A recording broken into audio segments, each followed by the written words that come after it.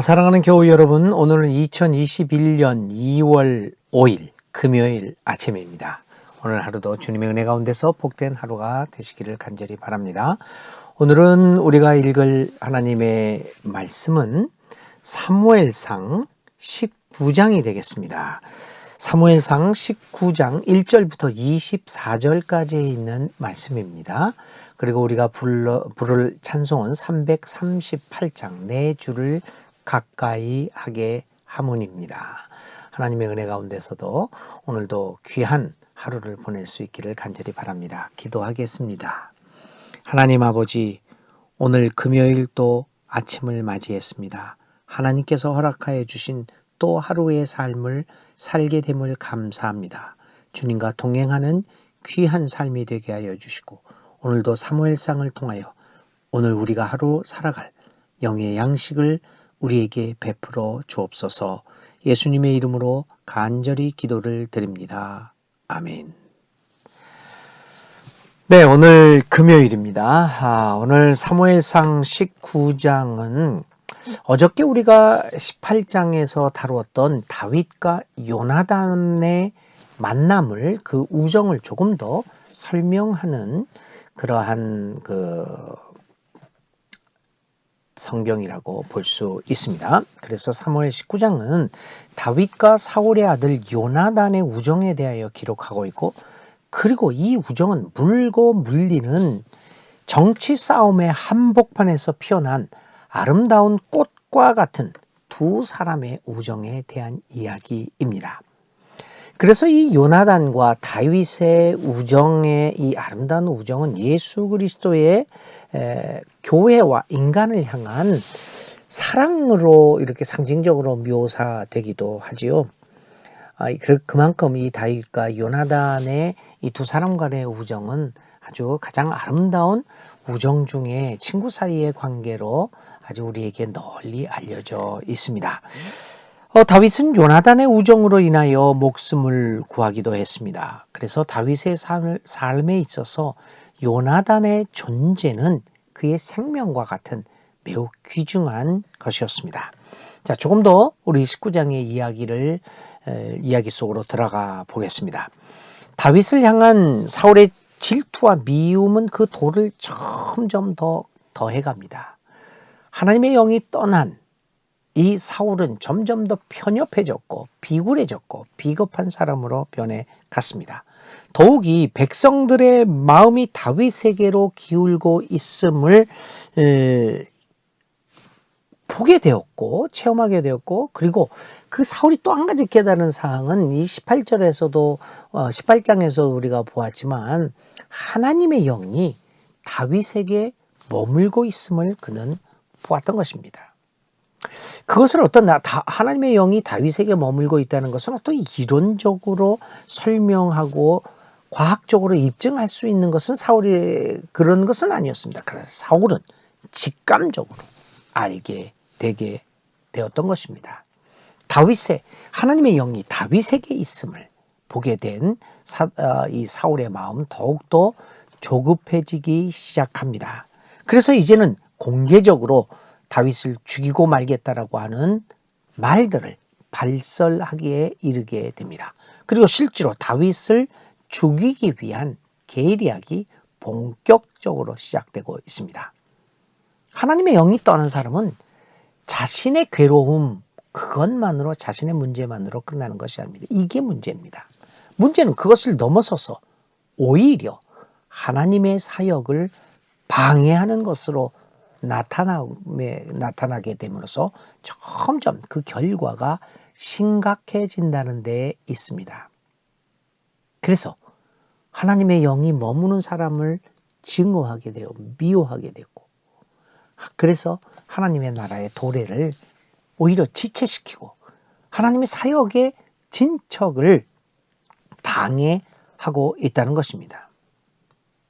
예수님께서는 이러한 모습을 바리새인들에게 보았습니다. 그래서 마태복음 23장 13절 그 유명한 화가 있을 것이다 라고 하는 그 23장 그 저주의 장에서 이렇게 얘기합니다. 율법학자들과 바리새파 사람들아, 위선자들아, 너희에게 화가 있다. 너희는 사람들이 들어오지 못하도록 하늘나라의 문을 닫기 때문이다. 너희는 자기도 들어가지 않고 들어가려고 하는 사람도 들어가지 못하게 하고 있다. 얼마나 무서운 얘기입니까? 하나님의 영이 떠났다는 것은 이러한 무서운 결과를 가져오게 됩니다. 오늘 우리들의 삶의 모습, 하나님의 영이 떠난 교회의 모습, 하나님의 사람이라고 자처하고 있지만 이미 하나님의 영이 떠난 혹시 그 사람들로 나일지도 모릅니다. 그러한 우리들의 삶의 모습으로 인하여 하나님의 나라가 방해받고 있는 것은 아닌지 늘 우리의 삶을 돌아봅시다. 예수님을 소개하고 복음을 전파하는데 가장 방해되는 것이 우리들 자신은 혹시 아닙니까? 바로 나 때문에 예수님의 사랑의 복음을 사람들이 받아들이지 않고 있는 것은 아닌가? 정말 진지하게 우리를 돌아보아야 할 것입니다. 사울은 하나님의 영이 떠난 후에 자기의 몸도 괴로웠지만 그것을 넘어서서 하나님의 영이 머무는 다윗을 본격적으로 죽이려고 합니다.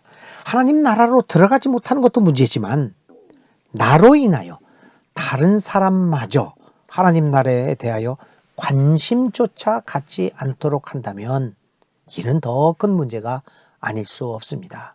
그러므로 다른 사람에게 걸림돌이 되지 않도록 삼가 조심하면서 우리는 매일매일의 삶을 주님과 동행하는 정말 진정한 하나님의 사람으로 살아가야 하겠습니다. 오늘 교회의 사명은 세상 사람들에게 하나님 나라의 모습을 미리 맛보게 함으로써 사람들이 그 나라에 관심을 갖고 희망을 갖도록 하는 것에 있음을 우리는 잊지 말아야겠습니다. 우리가 하나님의 선택을 받고 하나님의 부르심을 받은 이유가 바로 여기에 있습니다. 아직 하나님을 알지 못하고 예수 그리스도 안에서의 희망, 구원의 희망, 미래에 대한 희망, 하나님 나라에 대한 희망을 발견하지 못한 사람들에게 우리가 여기에 하나님의 나라의 모습이 있다라고 하는 것을 보여줌으로써 그들에게 하나님 나라를 들어올 수 있는 그런 미래를 열어주는 것이 오늘 먼저 선택받고 부름을 받은 우리들의 사명이 아니겠습니까? 그런데 그 사명을 망각하는 것을 넘어서 하나님 나라로 사람들이 들어오고자 하는 것을 내가 막고 있다고 한다면 이것은 더 큰 문제가 아닐 수 없습니다. 이렇게 이제 사울은 다윗을 죽이려고 하는 본격적인 그 계획들을 실행합니다. 거기서 요나단의 역할이 매우 중요합니다. 요나단은 자신의 아버지 사울이 다윗에 대하여 미움을 감추지 못하는 것을 매우 가슴 아프게 생각하고 있었습니다. 요나단은 이미 다윗에게 하나님의 영이 함께하고 있다는 사실과 또 다윗이 올바른 삶을 살아가고 있는 왕이 될 자격이 충분히 있는 것을 알고 있었습니다. 요나단은 이러한 친구를 그토록 미워하는 아버지 사울로 인하여 괴로울 수밖에 없었을 것입니다. 그래서 요나단은 다윗에게 아버지 사울의 계획을 알려주고 조심하도록 당부합니다. 요나단은 아버지 사울과 친구 사이에서 갈등을 하고 있었지만 그는 늘 올바르고 정의로운 선택을 하고 있습니다. 하나님의 길을 가는 사람들은 먼저 하나님의 의를 생각해야 합니다. 이는 아버지 혹은 가족과 의절함을 말하는 것은 아닙니다. 가치관의 우선적 순위를 말하는 것뿐입니다. 가족관계 혹은 친분의 원근에 따라서 가치관이 달라지거나 혹은 판단력이 흐려져서는 안 됨을 의미하고 있습니다. 요나단은 가족을 넘어서서 하나님 나라의 의라고 하는 측면에서 행동하고 있습니다. 물론 이제 나중에 사울이 그러한 것에 대해서 배신감도 느꼈고 억울함 또 이렇게 섭섭함도 느꼈을 수도 있겠지만 요나단의 이러한 하나님의 의를 우선적으로 했던 정의를 우선적으로 했던 이 행동은 후일 아버지를 배반하지 않고도 대의를 이루는 균형 잡힌 모습으로 나타나게 됩니다. 나중에 사무엘상 더 후반에 가서 우리는 그 모습을 요나단의 이 하나님의 의라는 것을 우선적으로 선택하는 것이 결국은 아버지 사울에게도 도움이 됐고 하나님의 의를 이룬다는 측면에서도 아주 중요한 역할을 하게 된 것을 우리는 보게 될 것입니다. 그래서 요나단은 이러한 하나님의 나라의 의를 우선적으로 선택하는 아주 슬기로운 모습을 보입니다. 이런 의미에서 우리나라에서 강조되고 있는 충효 사상은 새로운 각도에서 해석되어져야 할 것입니다. 우리가 강조하고 있는 이 충효 사상은 이 개인적인 관계에서 해석하는 경우가 많습니다. 그래서 이 충효 사상이 개인적인 관계를 넘어서서 좀 더 넓은 의미, 즉 사회적 관계가 포함돼서 해석되어져야만 그 올바른 의미를 회복할 것입니다. 충효 사상이 혹시 자기의 그 섹트적인 그런 자기 집단의 이기적이고 좁은 의미의 의리로 해석되면 이 충효 사상은 상당한 사회적 폐해를 가져오게 될 것입니다. 오늘 우리 사회가 맞이하고 있는 여러 가지 사회적 문제들이 이러한 충효 사상, 소위 개인적인 그리고 개인적 그룹의 차원에서만 이 충효 사상이 의리라고 하는 것으로 해석되기 때문에 대의적인 면에서 균형을 잃게 되는 경우가 상당히 많습니다. 우리는 역사를 통하여 개인적인 의리의 측면으로 해석된 충효 사상이 가져온 폐단이 얼마나 많았는가를 알고 있습니다. 이러한 사상을 넘어서서 하나님의 의를 먼저 선택하는 것은 이 충효 사상을 개인적인 의리의 범위를 넘어서서 사회적 정의의 의미로 발전시키는 중요한 역할을 하게 될 것입니다. 하나님의 나라와 의를 먼저 구하라. 이 하나님의 나라와 의를 먼저 구하는 것은 반드시 가족들 간의 절연을 얘기하는 것은 결코 아닙니다. 이런 균형 잡힌 모습을 하나님의 사람들이 보이게 될 때 우리는 진정한 의미에서 예수님이 말하는 소금과 빛의 역할을 이 사회에서 감당할 수 있게 될 것입니다. 자, 이제 요나단은 이러한 사상 속에서 이제 다윗과 사울의 관계를 중재하는 역할을 감당하게 됩니다. 그는 아버지 사울에게 가서 다윗의 훌륭한 모습을 역설하고 아버지의 잘못된 판단을 바로 잡으려고 노력을 아끼지 않습니다. 어떤 의미에서 이런 것들이 진정한 의미의 충효가 아니겠습니까? 이제 요나단의 적극적인 중재의 역할로 인하여 아버지 사울도 한때는 그 마음을 돌이켜서 다윗을 죽이려는 계획을 일시적으로 포기하기도 합니다. 그래서 다윗을 다시 등용하여 왕궁의 일을 할 수 있도록 하고 자기를 위하여 또 수금을 연주할 수 있도록 또 하게 됩니다. 물론 그것이 일시적이었음에도 불구하고 요나단의 그 중재의 노력으로 인하여 이만한 성과를 거두게 된 것도 분명한 사실입니다. 요나단과 같은 한 사람의 중재가 자 역할이 얼마나 중요한가를 보게 됩니다. 균형 잡힌 가치관, 그것을 가진 요나단의 중재는 자신의 친구 다윗을 살릴 뿐만 아니라 아버지 사울로 하여금 불필요한 피를 흘리는 죄를 짓지 않도록 만듭니다. 오늘 우리 사회와 공동체는 이 같은 균형 잡힌 가치관을 가진 중재자의 역할을 할 수 있는 사람들을 필요로 하고 있습니다. 많은 갈등 요소를 안고 언제 폭발할지 모르는 삶을 살아가고 있는 우리들에게 예수님의 마음으로 사람들을 위로하고 격려하고 조언하며 올바른 판단을 할 수 있도록 행동, 가이드, 지침을 보여줄 수 있는 믿음의 공동체의 역할이 참으로 중요합니다.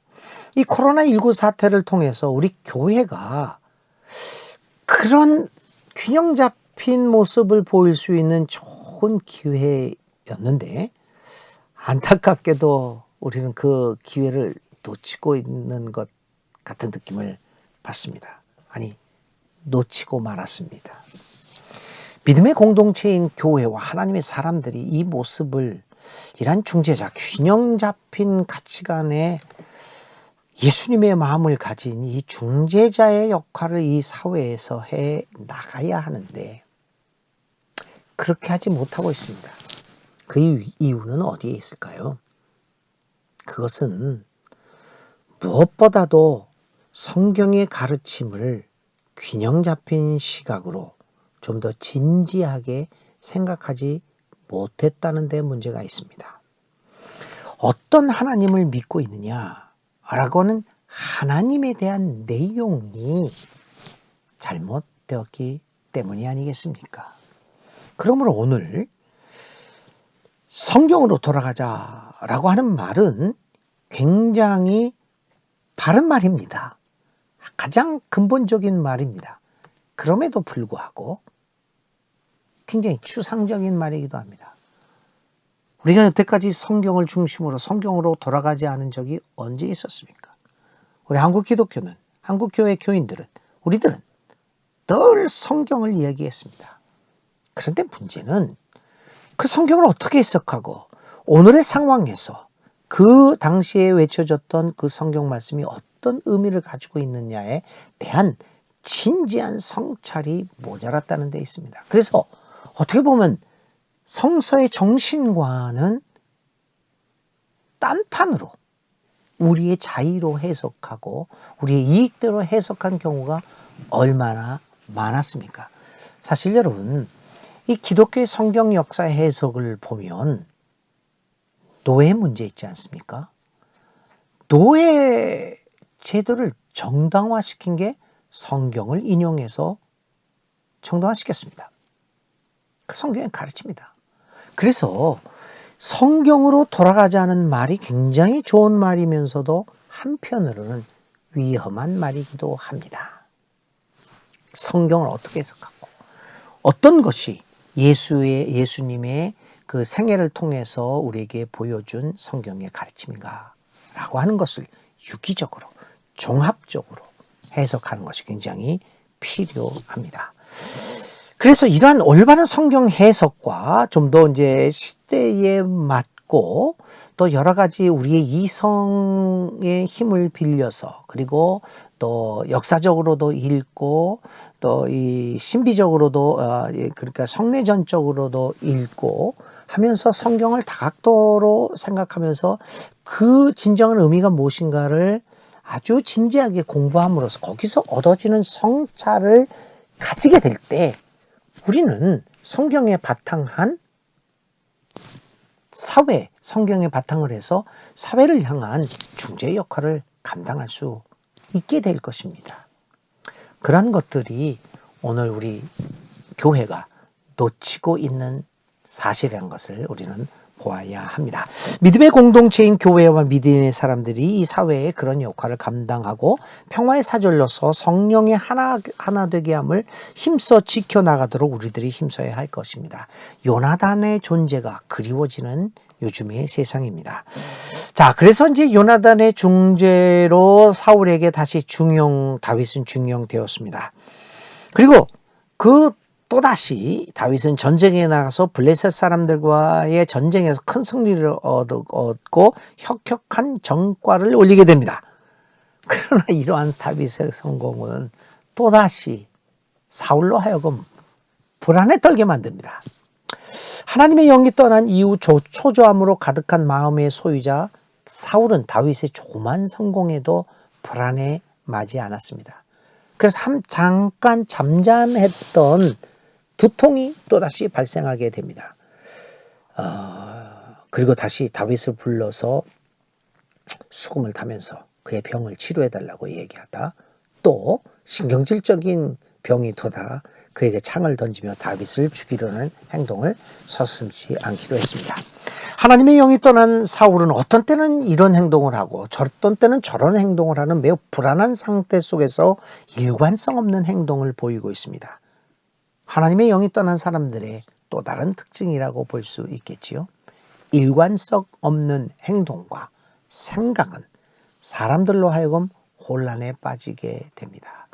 한 지도자에게서 이러한 하나님의 영이 떠난 모습은 그 지도자가 이끌고 있는 공동체를 혼란에 빠지게 만듭니다.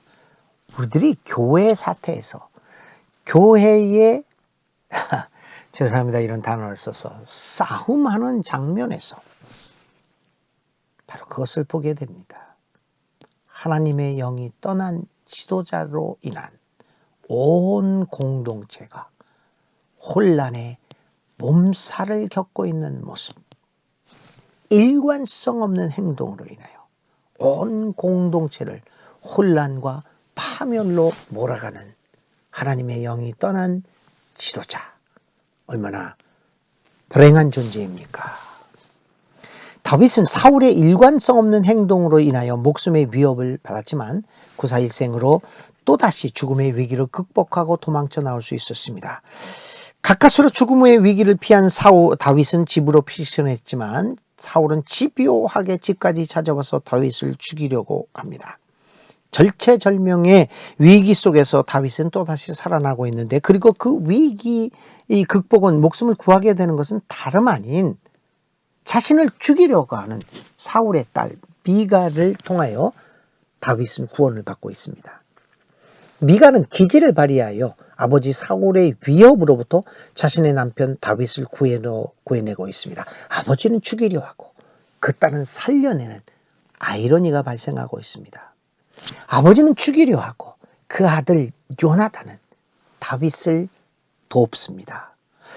사울의 아들 요나단과 그의 딸 미갈을 통하여 다윗이 사울로부터 목숨을 구해내는 이 이야기는 매우 중요한 메시지를 우리에게 던져주고 있습니다.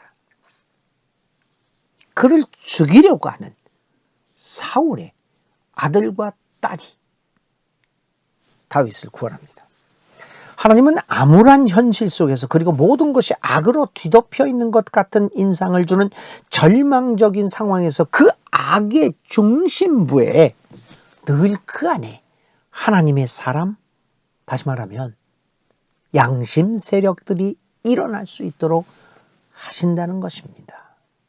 악의 중심부에서, 사울의 가족에게서, 사울과 가장 가까운 핵심적 멤버인 그 아들 요나단과 딸 미갈이 다윗을 구원하고 있습니다.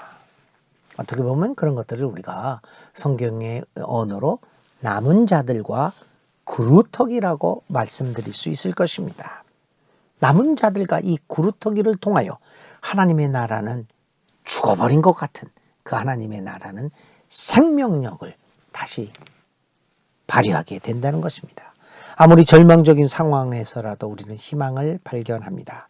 그리고 또다시 일어나서 하나님의 나라 도래를 위하여 기꺼이 헌신하고 최선을 다할 수 있게 됩니다. 하나님 나라와 의를 위하여 오늘도 고난을 무릅쓰며 올바른 길을 가고자 하는 것은 이 같은 하나님의 남은 자들과 그루터기의 존재가 있음을 확신하기 때문입니다. 그리고 그 확신을 넘어서서 오늘 우리가 남은 자와 그루터기로 살아갈 수는 없을까요? 다윗을 죽이려고 하는 사울 집안의 그 깊은 내부 안에 살아있는 요나단과 미갈과 같은 그러한 존재로 살아갈 수는 없을까요? 오늘 사무엘상 19장이 오늘 우리에게 던져주는 도전적 메시지입니다. 기도드리겠습니다. 주님, 다윗과 요나단의 아름다운 우정의 관계를 생각합니다.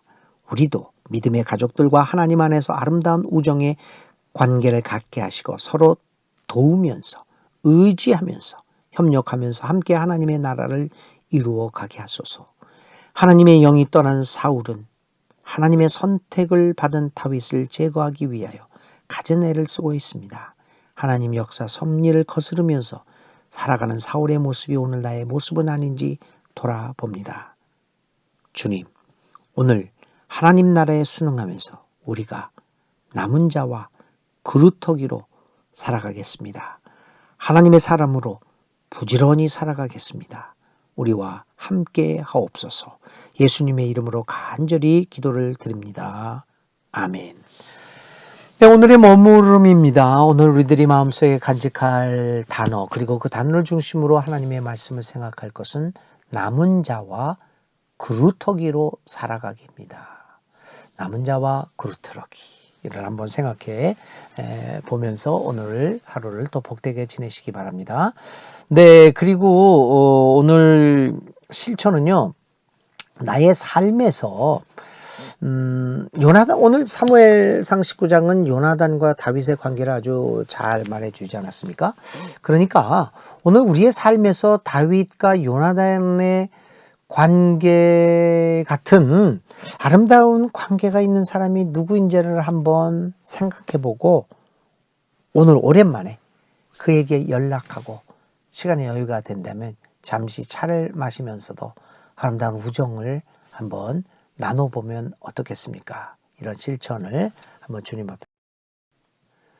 예, 오늘도 이러한 실천을 통해서 친구와의 아름다운 우정을 한번 생각해 보시는 것 굉장히 중요할 것 같습니다. 오늘 금요일 하나님의 은혜 가운데서 하나님과 동행하며 아름다운 삶을 하루를 보내시기를 바랍니다. 이제 우리 주일 또 예배 때 반갑게 만나도록 하겠습니다. 주말 잘 보내시고 주님의 성전에서 하나님과 함께 하나님께 예배 드리는 그 시간 다시 반갑게 만날 수 있기를 바랍니다.